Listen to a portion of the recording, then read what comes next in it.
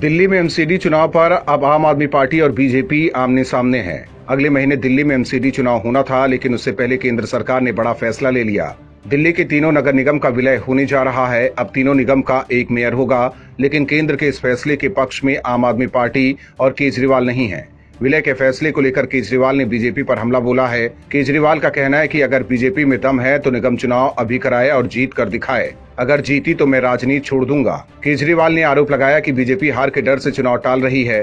केजरीवाल ने आगे कहा कि एक छोटे से चुनाव को जीतने के लिए आप इस देश की व्यवस्था के साथ खिलवाड़ कर रहे हैं, ये बिल्कुल मंजूर नहीं है। उन्होंने बीजेपी को चैलेंज करते हुए कहा कि बीजेपी की हिम्मत है तो एमसीडी के चुनाव समय पर करा कर दिखा दो, जीत कर दिखा दो, हम राजनीति छोड़ देंगे।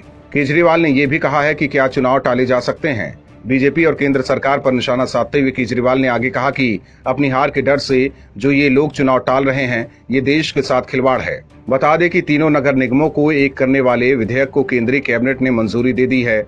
वहीं उम्मीद है कि ये विधेयक इसी सप्ताह संसद में पेश किया जाएगा। संसद की मंजूरी के बाद तीनों नगर निगमों का विलय हो जाएगा और 2012 से पहले की तरह ही दिल्ली में एक ही निगम और एक ही मेयर होगा।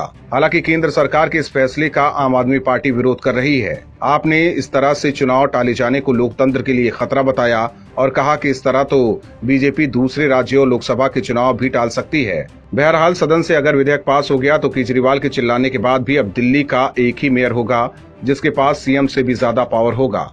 ऐसे में केजरीवाल केंद्र सरकार पर भड़क गए हैं। केजरीवाल बीजेपी को तो चैलेंज कर रहे हैं, लेकिन केजरीवाल ये भूल गए हैं कि हाल ही में हुए 5 राज्यों के विधानसभा चुनाव में से 4 में बीजेपी ने जबरदस्त जीत हासिल की है। बीजेपी देश की सबसे बड़ी पार्टी है।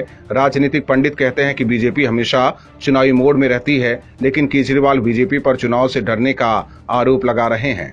Bureau report, OMH news. और भी वीडियोस देखने के लिए चैनल को सब्सक्राइब करें और बेल आइकन को दबाएं।